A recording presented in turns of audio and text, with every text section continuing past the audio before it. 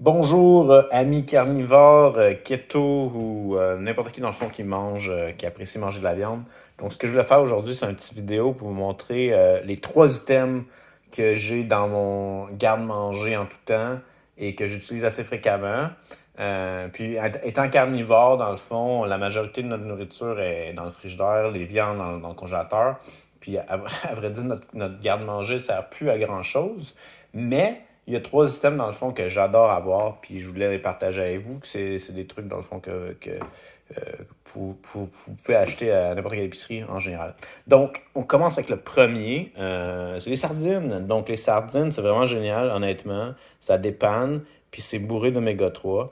C'est vraiment, vraiment bon. Du DHA aussi pour le cerveau. Mais il y a plusieurs styles de sardines. À vrai dire, les Gold Seal, je les ai jamais essayés. Je suis avec les essayer bientôt. Je vais voir qu'est-ce qu'ils goûtent exactement. Puis, une chose avec les sardines, il faut faire attention, c'est que la majorité des sardines vont être dans l'huile de tournesol ou dans l'huile de soya ou dans l'huile d'olive. Il faut vraiment regarder les ingrédients. Moi, ce que j'aime bien faire, c'est ceux qui sont dans l'eau de source. Donc, vous allez voir, habituellement, eau de source et sel, vous pouvez trouver facilement. Il y en a une marque ici à Vancouver, je ne sais pas s'il l'a au Québec, mais Raincoast Trading, sardines, meilleures sardines à vie, sont incroyables. Incroyables, je vous jure, c'est. Même pour les gens qui n'aiment pas les sardines, vous devrez sûrement aimer les sardines. Puis les autres, ils viennent avec la peau et les os. Puis vu qu'ils sont en canne, la peau et les os sont tout à fait comestibles. Ça fond dans la bouche. Donc c'est excellent. Puis aussi, beaucoup de protéines. C'est parfait. Autre sardine ici que j'achète pour les enfants, c'est avec de la sauce tomate. Souvent, ils ont de la misère peut-être à manger la sardine toute seule. Donc, avec la sauce tomate, c'est génial. Puis les ingrédients sont vraiment excellents. Je ne sais pas si on voit le zoom ici, c'est pas super. Mais on peut-tu voir? Fait qu'on peut voir, c'est de la pâte de tomate au sel de mer, etc. Donc, génial. Euh, une sorte de sardine pas chère, si vous êtes sur un budget, c'est les Brunswick. Ils en ont dans l'autre source. Le seul truc avec les Brunswick, c'est que je trouve que le goût est pas super. Donc, pour les débutants de sardines, je vous les conseille pas. C'est assez. C'est un peu plus intense. Donc, pour vrai, le Raincoast, si vous les trouvez, souvent, c'est dans des épiceries un peu plus spécialisées pour les Raincoast. Fait que, sardines, let's go. Prochain item qu'on raffole, ma femme et moi, ce sont des pork rinds. Je sais pas en français si c'est des oreilles de Christ. Je pense que oreilles de Christ, c'est différent. Mais couenne de porc. Vous pouvez trouver ça à l'épicerie. Puis regardez-moi les beaux ingrédients de ça. C'est assez simple. Donc, c'est de la couenne de porc, donc la peau de porc, du saindoux qui est du lard dans le fond, et du sel. C'est tout.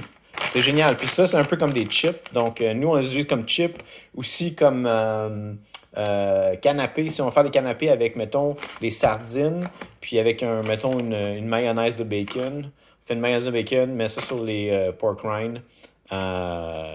C'est génial. Donc, et on regarde les ingrédients, je vous jure, les macros ici, là, si on regarde les macros, là, regardez-moi ça, protéines, 28 grammes de protéines par 50 grammes. Donc, dans ce sac-là, il y a 100 grammes. Donc, dans un sac, il y a 56 grammes de protéines. C'est assez intense, c'est incroyable. Beaucoup de sel, par exemple, là, c'est assez salé, donc faire attention à ça, si vous ne voulez pas trop salé. Aussi, je parlais des sardines, mais du saumon sauvage socaille, Costco. Excellent, excellent, vraiment bon. Là. Mes enfants en raffolent même en canne. Super bon, ça dépanne super bien. Troisième item, ben, fait partie un peu du troisième item, donc le poisson, mais ouais, plus ou moins. C'est la viande en canne. Donc, on achète souvent aussi des fois des viandes en canne comme ça, de la dinde, euh, puis du jambon ici. Non, ça c'est du chicken, excusez. Mais j'en ai aussi en jambon. Le seul truc avec la viande en canne, il faut vraiment regarder les ingrédients. Il y a beaucoup de sucre souvent. Il y a d'autres ingrédients. C'est sûr qu'il va y avoir des nitrites. Vous allez tout le temps avoir des nitrites en canne. Fait que ça, on ne peut pas s'en sortir des nitrites, qui est un agent de conservation, évidemment. Mais dans la nature, je veux dire, les aliments normaux en ont des nitrites. C'est juste qu'on ajoute ici qui sont un peu plus artificiels. Mais c'est pas des choses qu'on consomme à tous les jours non plus. Donc, c'est ça. Et le corned beef, donc du bœuf salé en canne, excellent, quand même assez bon, je dois vous avouer. Puis les ingrédients sont assez simples, donc on a du bœuf, du sel, puis des nitrites, c'est tout. Donc voici mes trois tops, là. Viande en canne, sardines, je les mets à part parce que c'est vraiment sardines. Puis les pork rinds, qui est le coin de porc, puis le saumon en canne. On évite, à vrai dire, le thon en canne parce qu'on évite un peu les animaux un peu plus haut dans la chaîne animale parce que souvent ils ont plus de dépôts, les métaux sur le mercure, etc. Donc les sardines, c'est vraiment conseillé, ils sont vraiment bas dans la chaîne, donc ils accumulent moins de toxines. Alors c'est ça, merci tout le monde et j'espère que vous allez remplir votre garde-manger avec ces choses incroyables.